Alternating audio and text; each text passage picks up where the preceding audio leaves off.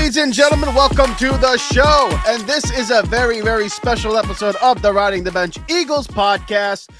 Not because we are in free fall for the Philadelphia Eagles, not because we just got our teeth kicked in by the Chicago Bears and we have a very important game against the Los Angeles Chargers on Monday night, but because of that game, I'm bringing on a member, a guest to the show. Not necessarily a content creator, ladies and gentlemen, but he is a very, very special individual in my life. He is my older brother, the man that I love so much, Adam Bhatti. Welcome to the show, the Charger fan. The Bhatti household is going to be very divided on Monday. What's up, bro? All's well, man. How are you doing? I'm doing all right. I'm getting ready for Monday, man. How about you? Monday is going to be a very, very special night. It's going to be a very important night for not only your team, but for my team as well. Let's talk about it, dude, because this is a very, very both teams are 8-4. Both teams have been riddled with injury. Both teams have question marks from their fan bases about what to expect from this team going forward into the playoffs. And in this year, this playoff run, the playoff picture, it's a mess. There's no elite team in the league at the moment, maybe outside of the Rams, but even then, they just got waxed by the Panthers.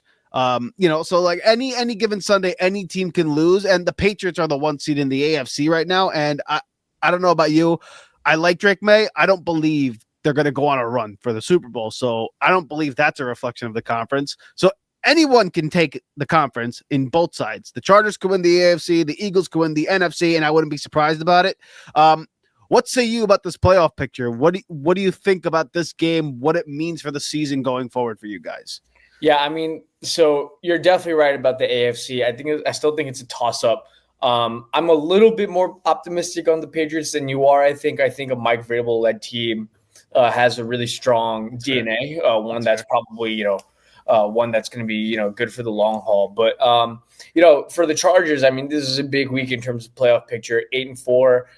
It's not where I thought we'd be at the very the head beginning of the season, but 8-4 is better than where I thought we'd be, a couple weeks into it. So we have a tough schedule ahead of this game.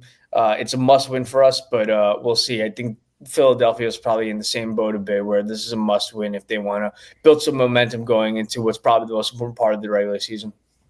Yeah, man, this is definitely a must-win for Philadelphia, considering Dallas just, shit the bed against Detroit on Thursday night. This gives us a very big opportunity to take a good handle on the division. Speaking of your division, man, you guys are 8-4. The Broncos are 10-2, and the Chiefs are kind of struggling. And you said you were surprised about the position that you're in as a Chargers fan. What makes you say that? Did you feel like you'd be in a better spot than you are right now, or are you just shockingly surprised based on the injuries, based on just how the season has gone for you guys that you're 8-4? Yeah, I mean, look, I was really optimistic coming into the season. Slater getting hurt didn't help, but I thought we still had the right pieces. But then Joe Alt went down, Amari and Hampton went down, Herbert's hurt now.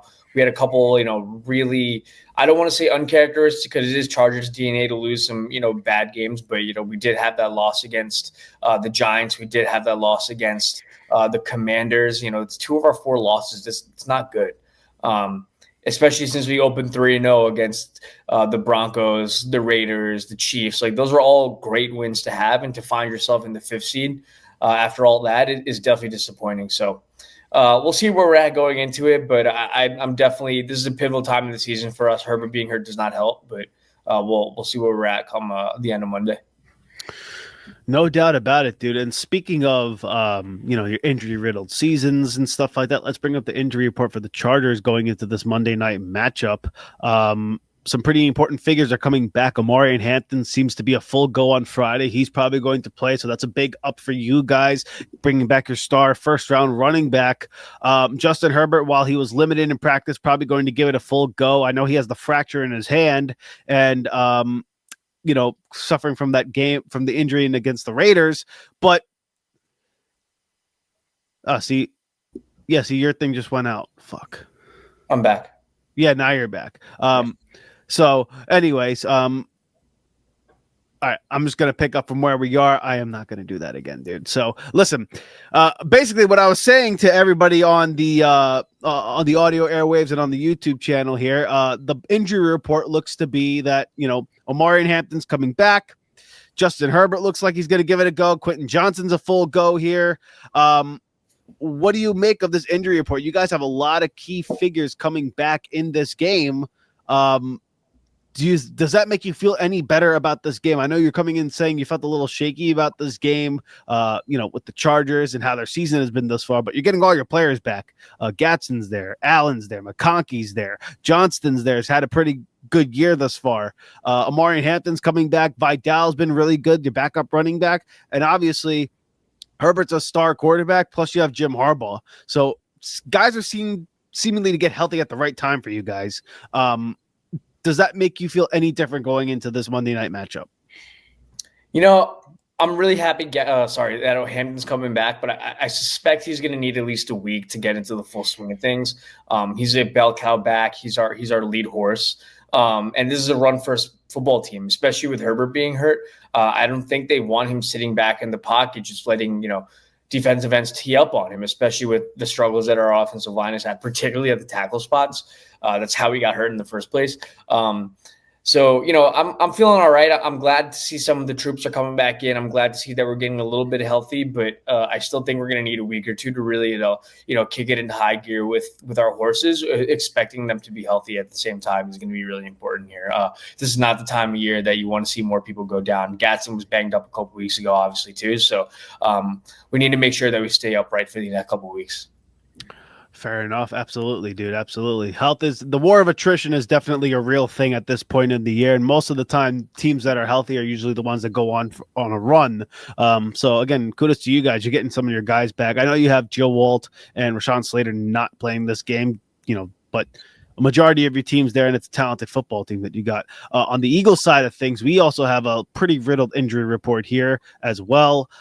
Lane Johnson's not going to play. He's out for a few weeks. Jalen Carter just got shots in his shoulder. He's not going to be playing in this game. Those are probably the two biggest losses thus far. And then Jalen Phillips, limited. I don't know what his status is going to be in this game. To me, that seems to be advantage Chargers, considering that the Philadelphia Eagles, as every Eagle fans know, don't win games when Lane Johnson's not on the field, and Jalen Carter is probably our most talented defensive tackle, albeit he did get worked against the Bears. To me, this bodes well for the Chargers. This seems like, a point in the win column for the Chargers here.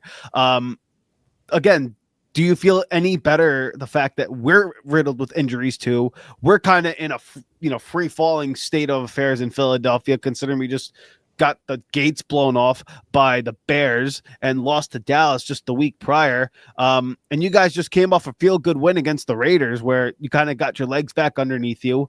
And now you have the control of your destiny for the rest of the season here. Do you feel better the fact that Jalen Carter's not playing? Do you feel better for the fact that Lane Johnson's not in? So now Khalil Mack can come off the edge on that right side and give Fred Johnson some work. Again, what are your thoughts now that we have the injuries in Philadelphia? Does that make you feel better about this game? Well, first, losing to the Bears this season is not the biggest deal in the world. They're one seed in the NFC. They're 9-3. They're really well coached. They got a super talented quarterback with some good skill players. So not the end of the world to lose a team to lose to a team like that. You guys are still a 3 seed. It's not like you're totally out of it. Yeah. On the flip side with these injuries, it helps. But you know what? The truth is, we're not all that healthy ourselves either. And I still think there's a lot of holes that you guys can exploit. I think you definitely win in a wide receiver versus defensive back on your offensive side of the ball against us. I still think Saquon can go off at any moment, although he hasn't been the player that he was this year. And I think the offensive line worries on my end are still really, really important. I know Jalen Carter's out, but that doesn't negate the fact that we're dealing with pretty much a bunch of farmers on my offensive line. That's why Herbert's hurt in the first place. And, this is a well-coached football team. I know the offense hasn't looked too great, but I still believe in the coaching staff. I still believe in the DNA of the Philadelphia Eagles. So I think the Chargers have the work cut out for them, despite the injuries on the Eagles side of the ball. Fair enough, man. This is the Riding Bench Eagles podcast. I'm Bhatti. This is my brother who's a Chargers fan. Let's talk about quarterback play here, man, because there's a lot of conversation about Jalen Hurts and whether or not he should be benched in Philadelphia. At least that's the conversation amongst my fan base. They really want to see Tanner McGee at the helm, considering how bad the offenses look this year.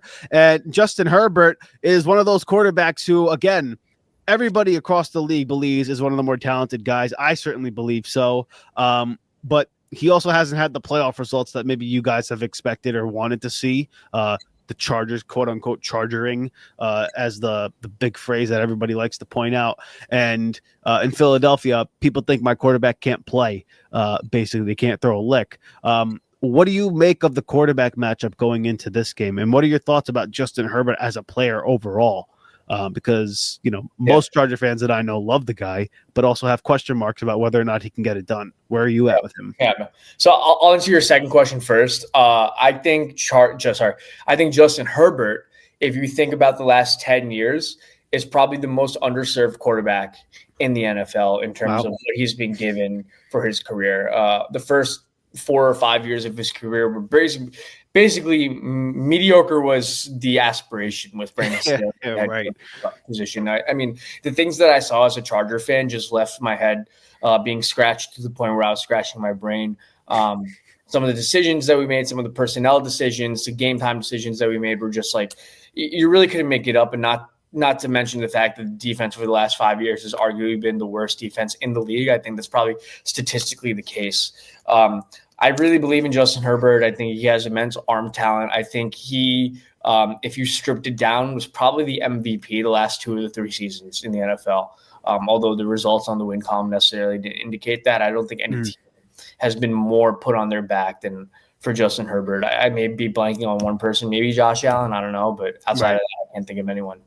And then when it comes to Jalen Hurts versus Justin Herbert, I mean, look, I think Justin Herbert's ceiling is probably higher, but I believe Jalen Hurts has a bigger winning aura to him. I think he has more of a clutch gene, as that term gets thrown around a lot. I think his clutch gene is only second to Patrick Mahomes in the NFL.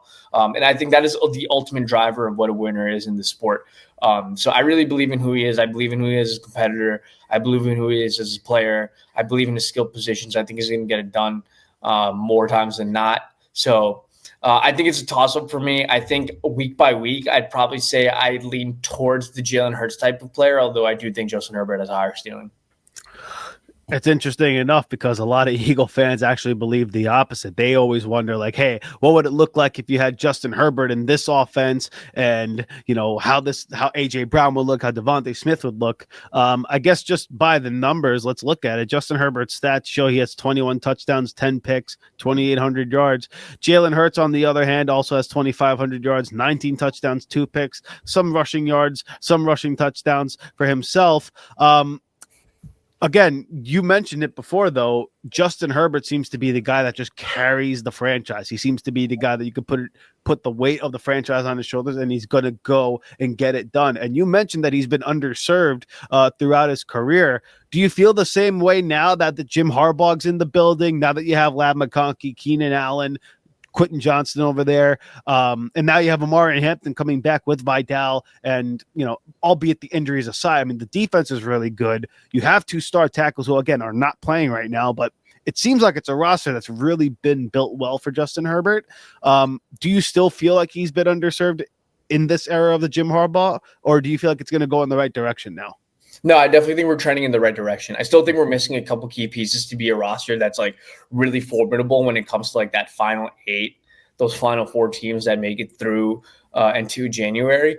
But no, I don't think that's the case anymore. I think Justin Herbert has the right pieces in place. I think they're building something that's sustainable in the long run. And as long as we can keep the key guys on our team healthy, as long as you can bring in the right talent with the right attitude for our culture, I think we're going to be in the right direction for a while. Fair enough, man. Let's talk about this matchup a little bit more, because this is quite frankly why we are on the show together. And thank you for doing this with me, by the way. And thank you for dealing with the technical difficulties that I have had all day today. So you could tell I'm a little annoyed by those things, but I digress. The Chargers are underdogs in this game, despite being at home. 2.5 points Vegas is giving them to cover. And Philadelphia is going to come on the road as favorites. I don't know why Vegas feels that the Eagles are going to be favorites in this game, considering how we gave up 300 damn yards on the ground against Chicago. We blew a 21-point lead against the Dallas Cowboys, and we barely cracked 15 points against the Detroit Lions and the Green Bay Packers, essentially coming off a bye week. So this offense has not been good. There's question marks about the quarterback by the fan base, but you seem to be adamant that you have a lot of belief in the Philadelphia Eagles, maybe even more so than I do as a fan. And you believe in Jalen Hurts' clutch sheet as well as I do, but I don't know how we're going to be able to score on your Chargers defense, because their defense with Jesse Minter on that side of the ball, it's a good unit, and they have a lot of good players on every level. Derwin James is special, and probably, again, we've talked about this off air and another conversation, probably one of the best safeties I've ever seen in our lifetime, and maybe the best safety in football right now. What makes you feel like, the Eagles could potentially get back on track in this game, considering it's an elite unit in Los Angeles? Yeah, I believe in this thing called mean reversion, where it's like no matter where you go up or down, at some point you go back to where you are as a function. And I think the Eagles, for all intents and purposes, I mean, they're the defending champions. I mean, despite the fact that they're struggling, what are they, 8-4? I mean, if you're struggling and you're still 8-4, that's 2-for-1 win-loss thing. That's pretty good. I think the talent is immense, right? I think between A.J. Brown, Smitty, that's probably the best wide receiver duo in the league right now. I can't think of anything off the top of my head, the top side, unless you can. And maybe Chase and Higgins, but other than that, I can't really. Yeah, I'd say it's a toss-up more or less. Me too. Phenomenal as a number two. And then, you got Saquon, who is probably still one of the more dynamic running backs in the NFL. And you guys are the best at the tush push, for what it's worth. So any, 1-yard situation essentially is a conversion for another, set of series, or another drive or a touchdown, right? So I think the talent's there. I think the DNA's there. I don't know what else to say. They're a phenomenal team. No, that's fair. All right. Let's talk about some key matchups in this game, man, because we already talked about the quarterbacks and what they're going to have to go up against. Jim Harbaugh, elite coach. Nick Sirianni, I think he's a dingus, but that's neither here nor there. That could be another conversation for another time. And obviously Kevin Patullo, I don't know if he knows what he's doing, but really player by player here, I know your offensive line is banged up, but like I mentioned before, Jalen Carter's not playing in this game. He's got some bad injuries with his shoulders. And it's obviously pretty devastating because we don't have like a particularly great pass rush with him, let alone without him. And your tackles are hurt, but the interior of your line's pretty much intact. I don't know, but Kai Becton hasn't been very good for you guys, and he was a former Eagle with us. But on the outside, you still have Keenan Allen, McConkey, Johnston. You have Gatson, who came in and has been really, really good for you guys. Obviously, Vidal, your backup running back, is excellent. I thought he played really, really well in Omari and Hampton's absence, and we saw Omari and Hampton in person. That guy can really play. He's an explosive player. We went to that Giants game. So your team lost to the Giants, and my team got their asses kicked by the Giants too. So again, player by player, the matchups dictate to me that like the Chargers have the advantage here. You have the more consistent quarterback at the moment. You got a running back who's coming off of injury, yes, but he's going to be fresh, and Vidal's running it well. And then your wide receivers are pretty good. And my secondary, outside of Quinyon Mitchell and Cooper DeJean, there's really nobody on my back end of the defensive back room that you could say is really a really good player. Makuba's hurt. Bleed is coming off an injury, right? Like, what do you make of that matchup with wide receivers versus my defensive backs? Yeah, that's a good question. I've been thinking about it a lot. I would give the slight edge to our receivers. I think the problem is we're probably not going to come out the gate passing the ball all that often, given the injuries that Herbert has sustained and the desire that we probably want to reestablish Hampton as our workhorse. That being said, I think Keenan Allen, despite his age, has still been our most coveted target in our offense. He's clearly Justin Herbert's go-to guy. They have a bread and butter concept with them on third down. I think it's called third and Keenan. McConkey has been coming back into his zone, and Quentin Johnson, for what it's worth, although he still struggles with consistency, has proven to be an effective red zone target. So I would give the slight edge to us there, although I think wide receiver in and of itself is a really dependent position. So it's going to depend on the rest of the team really functioning well. And I think that's where we're going to struggle this week, unfortunately.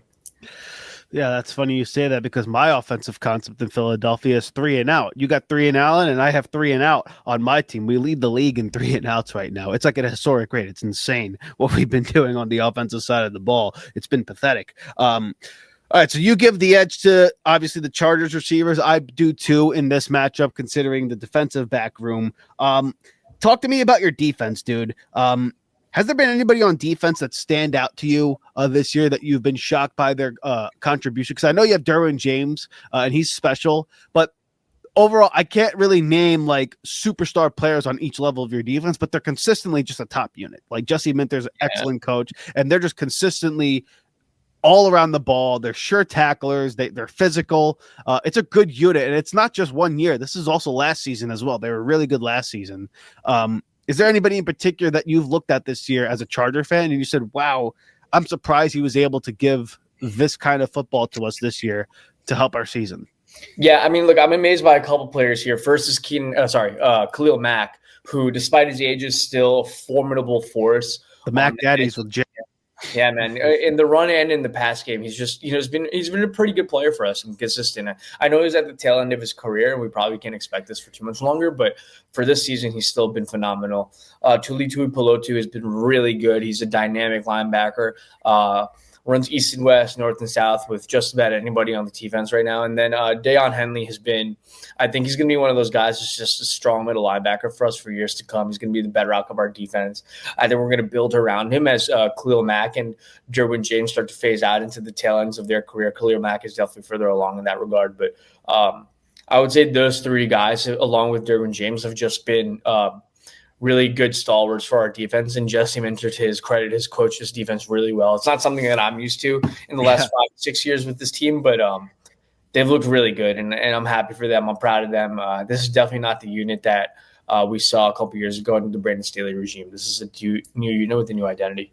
Yeah, absolutely, dude. It's definitely a really good unit. It's well coached over there. And again, your head coach is also sensational too. Certainly, I would have more confidence in him than in my guy, even though we won the Super Bowl just last season. But, it's definitely a shit show for me in Philadelphia. I'm, I always go into these matchups thinking the other team has the better coaching staff. And I think right now, the way you guys have been going about your business, I would lean towards that as well. Let's talk about the last couple of things here, man. We're going to get into the game picks, and we're going to talk about one more matchup here. Let's talk about what this win would mean if the Chargers go ahead and won this game. You got Kansas City after this on the road. Then you play at Dallas, Houston, and Denver. Those are really tough games. Really good defenses for the most part, too. So like you mentioned, you said this is a must win. I think it's a must win for both of us as well. But do you feel that if you won this game against Philadelphia that you can go on a run and it makes you feel really good going into the playoffs, or does losing this game in Philadelphia make the season that much more of a shit show for you guys? I definitely think it's the latter here. That's a gauntlet for the last month of your season. I think every one of those teams are quite friendly and have something to play for. Kansas City definitely does. Dallas has something to play for. Houston is knocking on the door of the wild card seeding, and Denver is obviously fighting for the number one seed in the AFC. I expect that could be going to be going down to the wire. So we need to win because none of these teams are going to want to take the foot off the gas, and I don't think my team should either.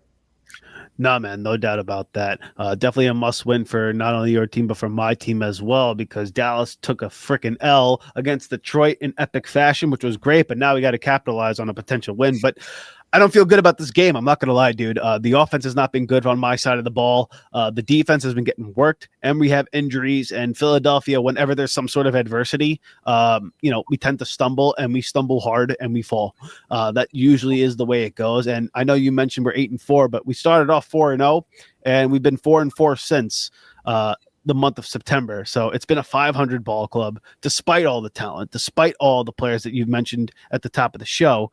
And your team, while it is the same record as, I feel like it's on the uptrend right now with some of the injuries and some of the guys that you're getting back. With that being said, though, man, this game, where are your thoughts on this game? Like, do you feel the Chargers are in a position to go ahead and get the upset despite being at home? Unfortunately, I don't think this is the week that the Chargers really take it home or at home, quite frankly. Yeah, right. Look, and there's a couple reasons for that, right? The first is Herbert being hurt is just, it's not good news for us. I know it's his non-throwing hand, so it's an injury that you can technically hide, but I'm just not comfortable with him standing behind that offensive line, knowing that he is probably not protected on his blind side or the other side of the edge over there, right?